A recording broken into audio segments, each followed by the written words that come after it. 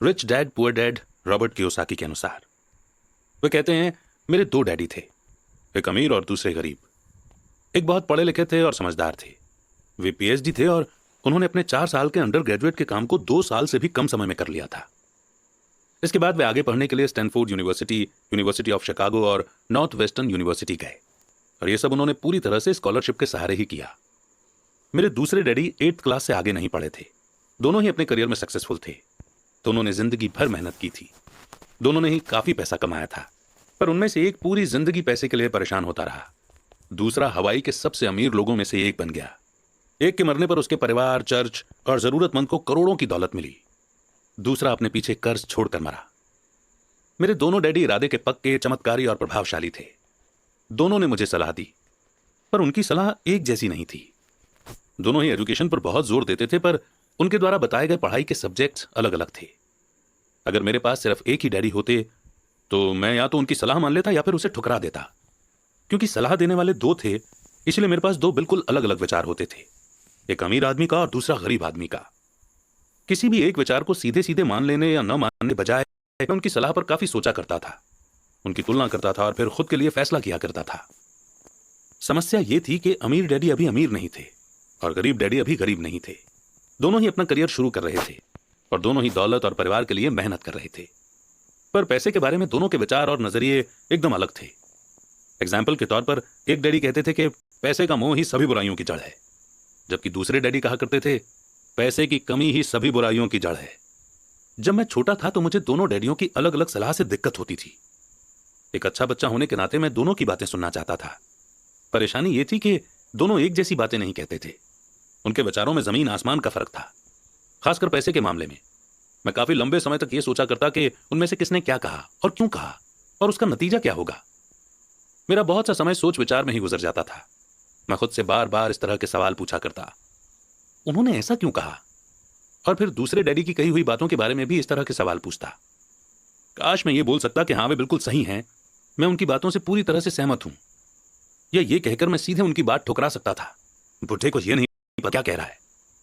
अब क्योंकि दोनों ही मुझे प्यारे थे, इसलिए मुझे खुद के लिए सोचने पर मजबूर होना पड़ा। इस तरह सोचना मेरी आदत बन गई, जो आगे चलकर मेरे लिए बहुत फायदेमंद साबित हुई। अगर मैं एक ही तरह से सोच पाता तो यह मेरे लिए इतना फायदेमंद नहीं होता। पैसों का सब्जेक्ट स्कूल में नहीं बल्कि घर पर पढ़ाया जाता है। शायद इसीलिए अमीर लोग और ज्यादा अमीर होते जाते हैं, जबकि गरीब और ज्यादा गरीब होते जाते हैं, और मिडिल क्लास कर्ज में डूबा रहता है। हम में से ज्यादातर लोग पैसे के बारे में अपने माता पिता से सीखते हैं। कोई गरीब पिता अपने बच्चों को पैसे के बारे में क्या सिखा सकता है? वो सिर्फ इतना ही कह सकता है कि स्कूल जाओ और मेहनत से पढ़ो। हो सकता है वो बच्चा अच्छे नंबरों से कॉलेज की पढ़ाई पूरी कर ले, फिर भी पैसे के मामले में उसकी मानसिकता और उसके सोचने का ढंग एक गरीब आदमी जैसा ही बना रहेगा। ये सब उसने तब सीखा था जब वो छोटा बच्चा था। पैसों का टॉपिक स्कूलों में नहीं पढ़ाया जाता। स्कूलों में एकेडमिक और प्रोफेशनल स्किल्स पर जोर दिया जाता है, न कि पैसों से जुड़े स्किल पर। इससे यह साफ हो जाता है कि जिन स्मार्ट बैंकर्स, डॉक्टर्स और अकाउंटेंट्स के स्कूल में अच्छे नंबर आते हैं, वे जिंदगी भर पैसे के लिए संघर्ष क्यों करते हैं। हमारे देश पर जो भारी कर्ज लदा हुआ है, वो भी काफी हद तक उन बेहद पढ़े लिखे राजनेताओं और गवर्नमेंट ऑफिसर्स के कारण हुआ है, जो इकोनॉमिक पॉलिसी बनाते हैं। और मजे की बात यह है कि वो पैसों के बारे में बहुत कम जानते हैं। मैं अक्सर नई सदी में आने वाली समस्याओं के बारे में सोचता हूं। तब क्या होगा जब हमारे पास ऐसे करोड़ों लोग होंगे जिन्हें फाइनेंशियल और मेडिकल हेल्प की जरूरत होगी। पैसों से जुड़ी मदद के लिए या तो वे अपने परिवारों पर या फिर गवर्नमेंट पर निर्भर होंगे। क्या होगा जब मेडिकेयर और सोशल सिक्योरिटी के पास का पैसा खत्म हो जाएगा? किस तरह कोई देश तरक्की कर पाएगा अगर पैसे के बारे में पढ़ाई की जिम्मेदारी माता पिता के ऊपर छोड़ दी जाएगी, जिनमें से ज्यादातर गरीब हैं या गरीब होंगे। क्योंकि मेरे पास दो प्रभावशाली डैडी थे, इसलिए मैंने दोनों से ही सीखा। मुझे दोनों की सलाह पर सोचना पड़ता था। इस तरह से सोचते सोचते मैंने यह भी जान लिया कि किसी इंसान के विचार उसकी जिंदगी पर कितना जबरदस्त असर डाल सकते हैं। एग्जाम्पल के तौर पर एक डैडी को यह कहने की आदत थी, मैं इसे नहीं खरीद सकता। दूसरे डैडी इन शब्दों के इस्तेमाल से चिढ़ते थे। वे जोर देकर कहते थे कि मुझे इसके बजाय यह कहना चाहिए कि मैं इसे कैसे खरीद सकता हूं। पहला सेंटेंस नेगेटिव है और दूसरा सवाल उठाने वाला, तो पहले में बात खत्म हो जाती है और दूसरे में आप सोचने के लिए मजबूर हो जाते हैं। मेरे जल्द ही अमीर बनने वाले डैडी ने मुझे समझाया कि जब हम कहते हैं कि मैं इसे नहीं खरीद सकता, तो हमारा दिमाग काम करना बंद कर देता है। इसके बजाय जब हम ये सवाल पूछते हैं कि मैं इसे कैसे खरीद सकता हूं, तो हमारा दिमाग काम करने लगता है। उनका यह मतलब नहीं था कि आपका जिस चीज पर दिल आ जाए उसे खरीद ही लें। वे लगभग दीवानगी की हद तक अपने दिमाग को कसरत करवाना चाहते थे, क्योंकि उनके ख्याल से दिमाग दुनिया का सबसे ताकतवर कंप्यूटर है। मेरा दिमाग हर रोज तेज होता जाता है क्योंकि मैं इसकी कसरत करता रहता हूं। ये जितना तेज होता जाता है, मैं इसकी मदद से उतना ही ज्यादा पैसा कमा सकता हूं। उनका मानना था कि यह कहना कि मैं इसे नहीं खरीद सकता दिमागी आलस की पहचान है।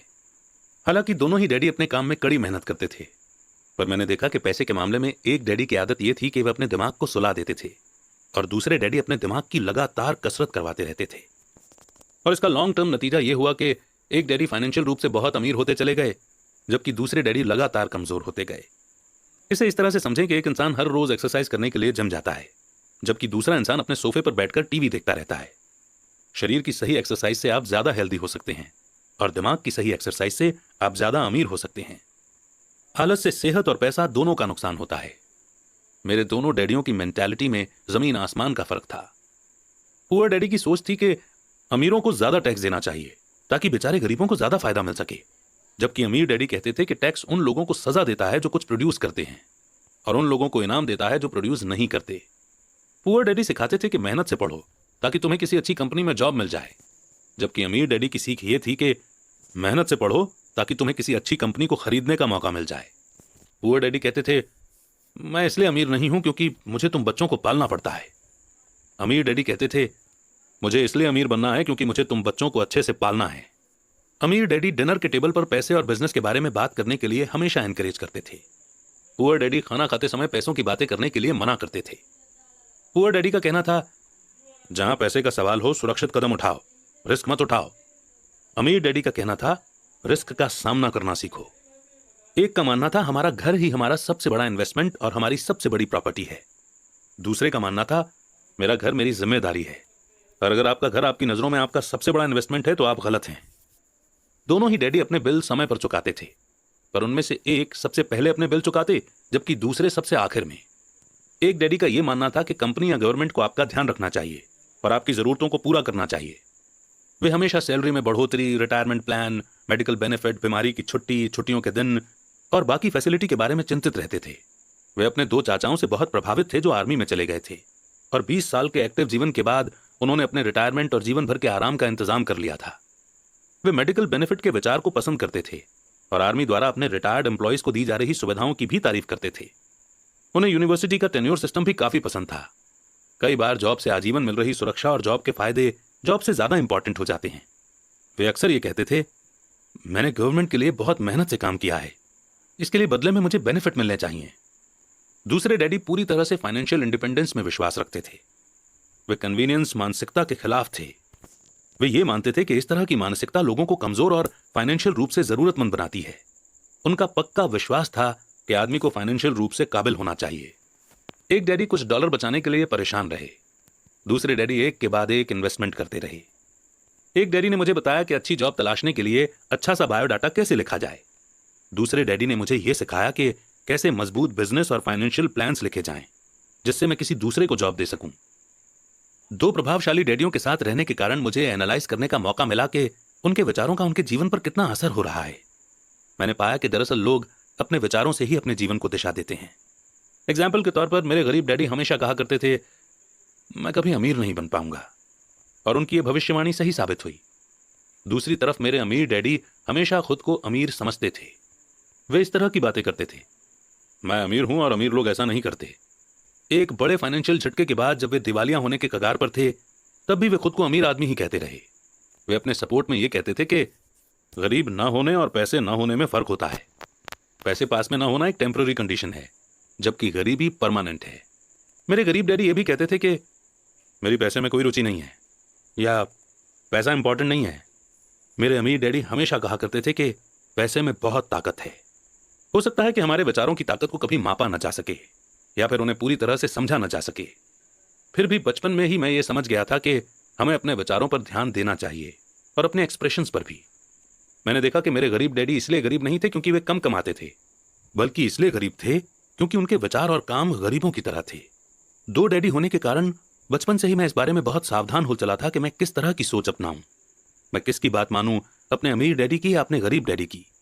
हालांकि दोनों ही एजुकेशन और नॉलेज को बहुत इंपॉर्टेंट मानते थे, पर क्या सीखा जाए इस बारे में दोनों की अलग अलग राय थी। एक चाहते थे कि मैं पढ़ाई में कड़ी मेहनत करूं, डिग्री लूं और पैसे कमाने के लिए अच्छी सी जॉब ढूंढ लूं। वे चाहते थे कि मैं एक प्रोफेशनल ऑफिसर, वकील या अकाउंटेंट बन जाऊं या एमबीए कर लूं।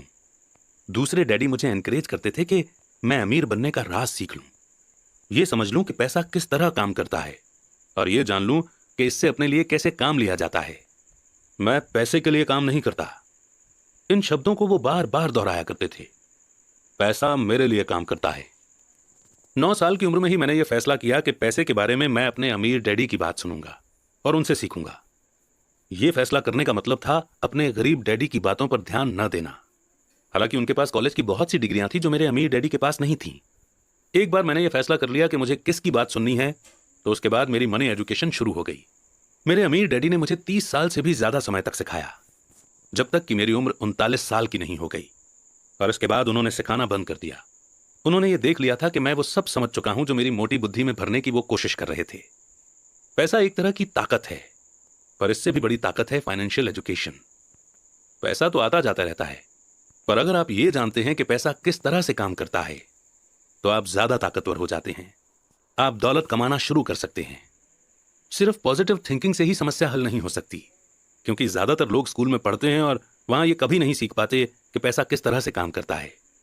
इसीलिए वे पैसे के लिए काम करने में अपनी सारी जिंदगी बर्बाद कर देते हैं।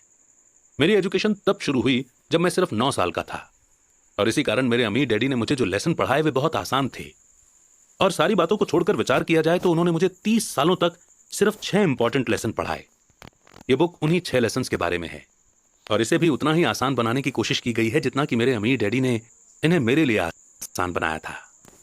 ये लेसन आपके लिए जवाब की तरह नहीं लिखे गए हैं, बल्कि गाइड की तरह लिखे गए हैं।